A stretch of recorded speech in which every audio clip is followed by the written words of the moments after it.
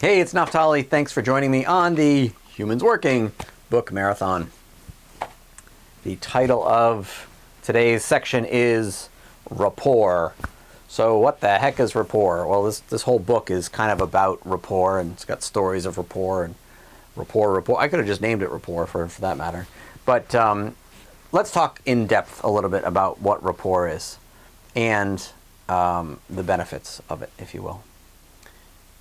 So when I think about rapport, I think about kids. I think about kids on a playground.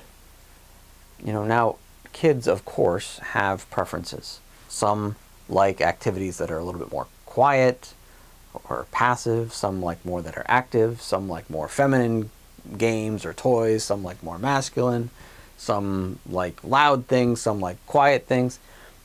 They have preferences, but they don't make a big deal of them like we do as adults. And for that reason, kids are pretty much able to just jump in the metaphorical sandbox, metaphorical or literal sandbox together without much effort. Jerry Seinfeld's got this joke, which I won't do justice, of course, but he says, "Oh, you like cherry Coke? I like cherry Coke. Let's be best friends." Right? And that's kind of how kids work. But as adults, we have these same preferences, but we take them so much more seriously. We think that these preferences say something about us or say something about somebody else, right? We'll say things like, well, I would never hang out with somebody who voted for such and such, right? Or I'd never hang out with somebody who wears fancy clothes or whatever. But that's all that's getting in the way of rapport, is this attachment, this belief that our preferences somehow say something about us or the other person, and they mean something. When you drop all that, people are just people. I don't know about you, but I've really, maybe fallen in love is the wrong term, but I'll use it for right now. But I've fallen in love with homeless people. If I could just chat with them and drop all of the judgment and drop all of the assumptions about how they got there and drop all of the notions that I somehow have made it and if I can drop all of that,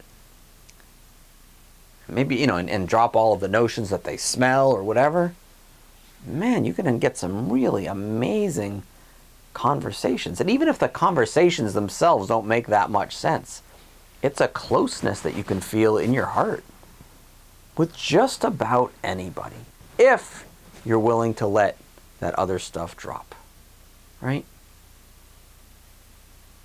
So when we think that somebody is just controlling or annoying, that's just our crazy thinking coming up. That's just us telling ourselves stories of, how life should be. And this other person out there isn't living up to my idea of how life should be, so I don't want to hang out with them. And this is what creates distance. And distance is what creates problems in companies. It's all about that. It's almost never anything else. It's about the fact that people can't work together. And of course people will tell you, well, I can't work with so-and-so because for sure he is just X, Y, and Z way. But it's not that. It's never that. All right? So lastly, I'll just say that from human connection comes miracles. Right? You have a good idea and I have a good idea. That's not two good ideas. That's a good idea squared. And if you start building this out in your company and you start having a whole bunch of people having great ideas and dropping any idea of any notion of who had this idea, who it belongs to, who should get the credit, who's contributing, who's not, who's pulling their weight, who's not. If you can drop all of that stuff, these ideas really start to multiply and exponentially pretty quickly.